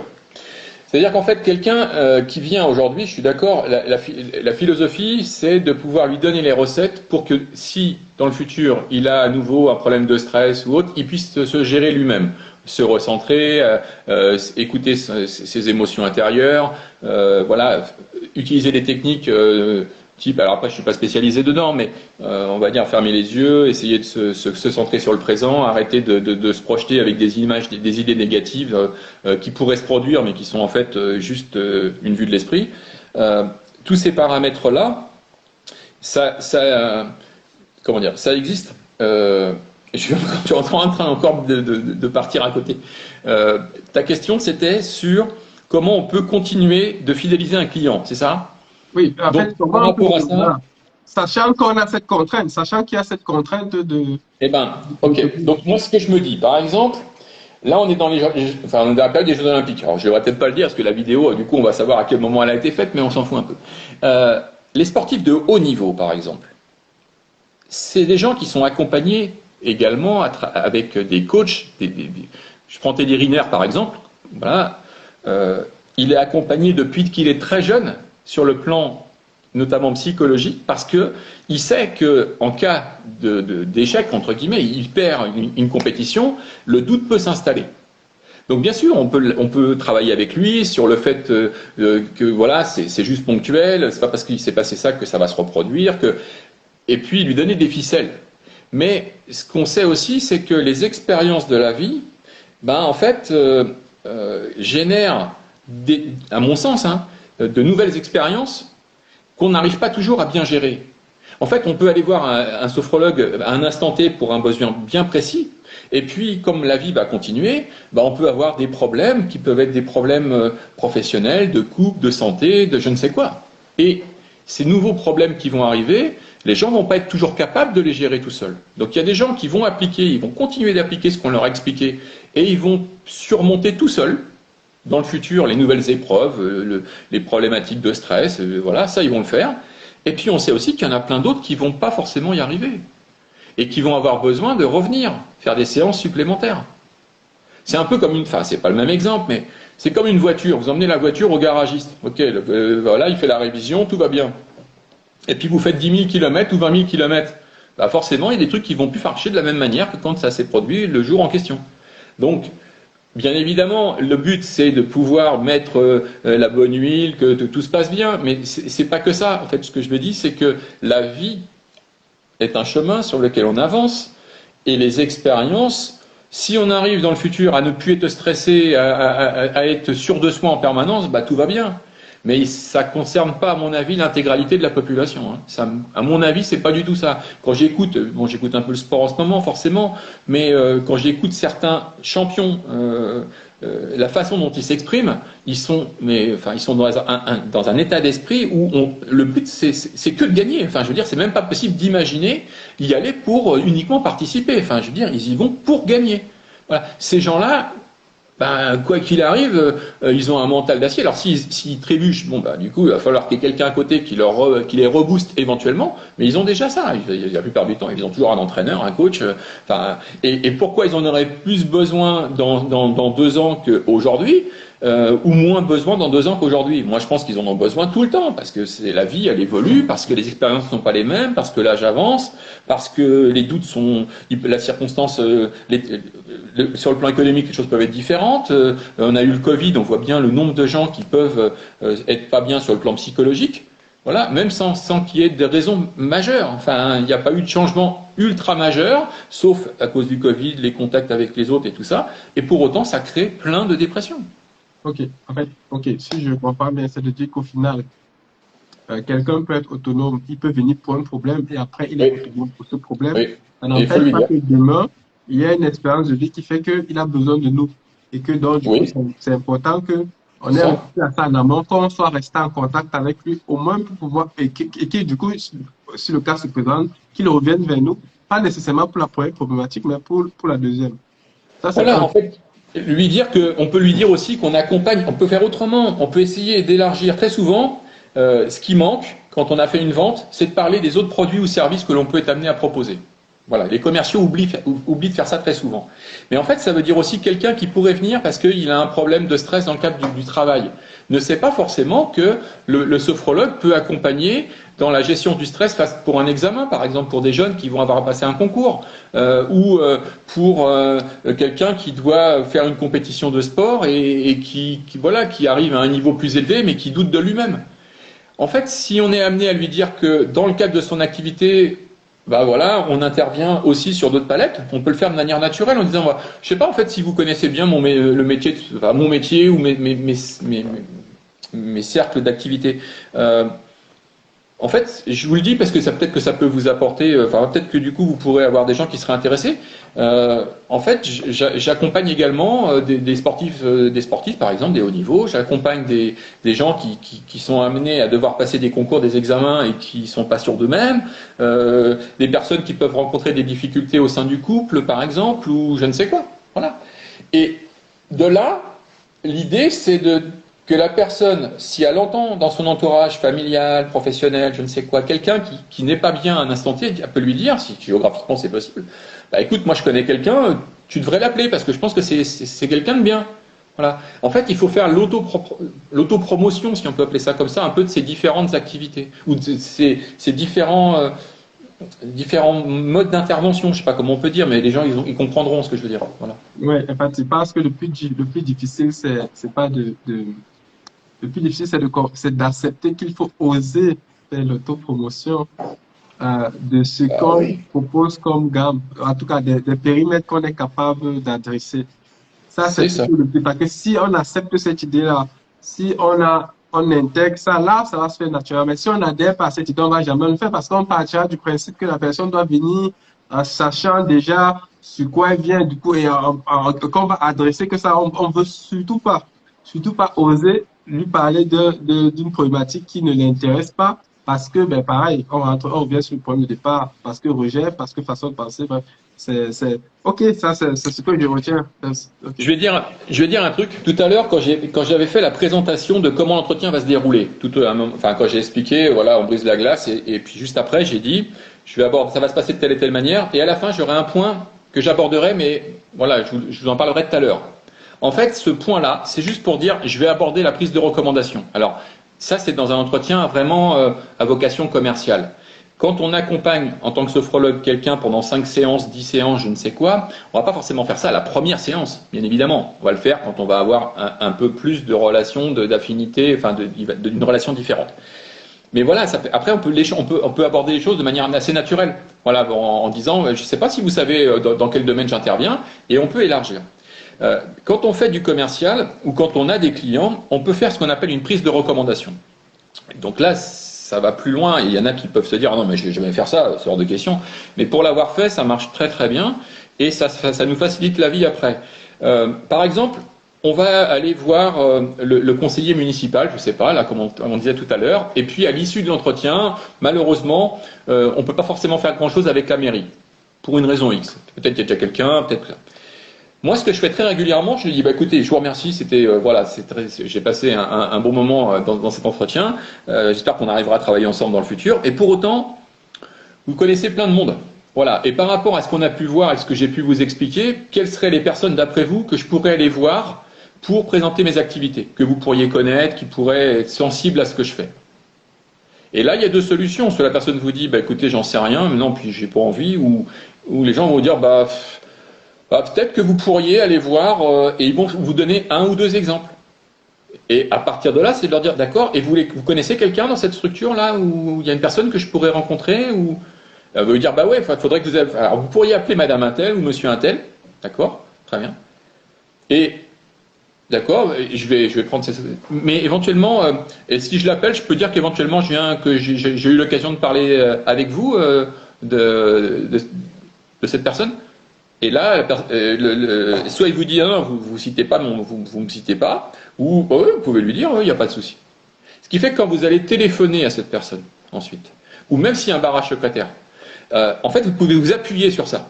En fait, bonjour madame, je vous appelle parce que j'ai eu l'occasion de rencontrer le conseiller municipal, monsieur Untel, là, qui m'a recommandé auprès de vous parce qu'il pense que ça serait intéressant qu'on puisse se rencontrer. Et donc, je vous appelle simplement pour qu'on prenne un rendez-vous. Ah, vous faites quoi? En fait, je suis sophrologue, ou peu importe en fonction de ce qu'on a besoin de mettre en avant. Et voilà, je pense que ça serait bien qu'on puisse prendre une demi-heure, voilà, pour faire connaissance. Vous allez m'expliquer dans quelles conditions vous évoluez, quels sont les besoins éventuels. Moi, je vous expliquerai plus en détail ce que je peux également proposer. Et vous préférez qu'on se rencontre plutôt quand? La semaine prochaine, le matin, l'après-midi? Qu'est-ce qui vous arrange en général? Voilà. Et on fait aussi une alternative positive. Et on fait le matin, l'après-midi, plutôt le mardi, plutôt le jeudi. Enfin, voilà. Et on prend un rendez-vous. Et on prendra un rendez-vous. Alors, on obtient facilement 50% de plus de résultats en ayant une recommandation et en appelant de la part de quelqu'un. Donc si on fait ça, on peut aussi se faciliter la vie. Donc ça veut dire qu'il faut oser. Il faut oser, à l'issue d'un entretien, dire, voilà, comment avez-vous perçu notre entretien?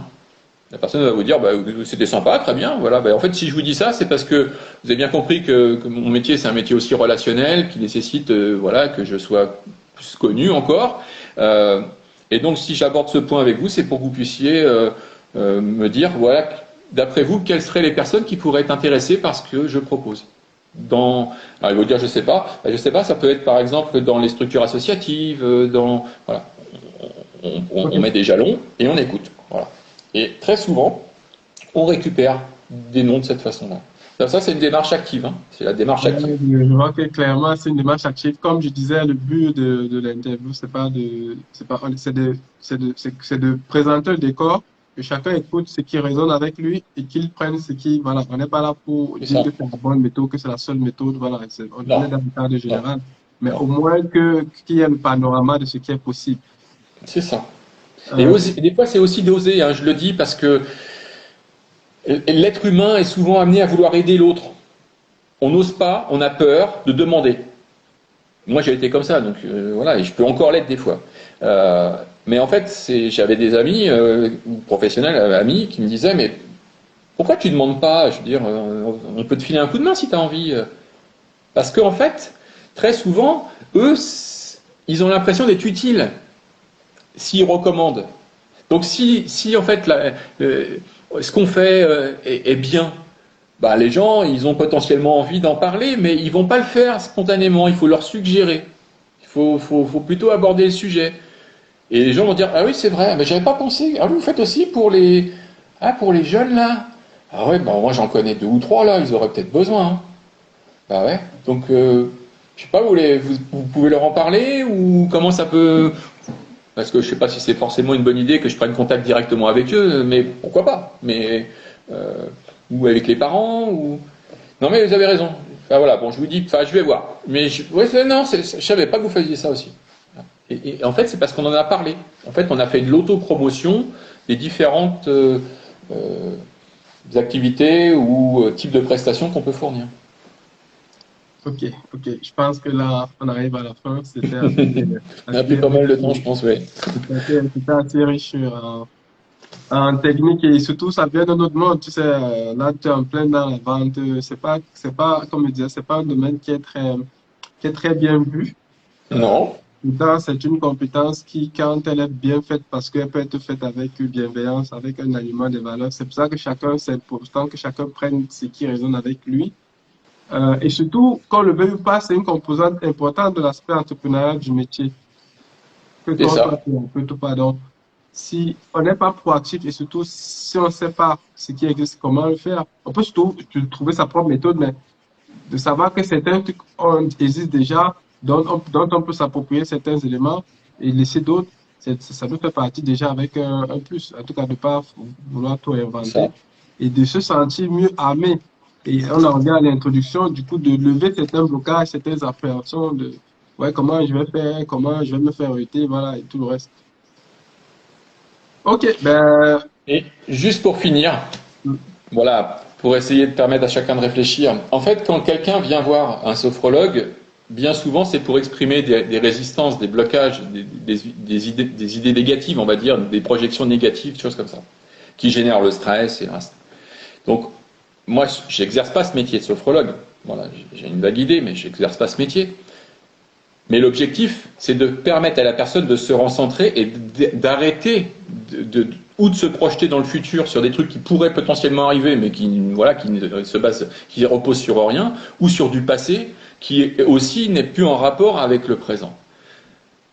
Et je pense que la peur de pouvoir démarcher une mairie ou je ne sais quoi, c'est la même chose.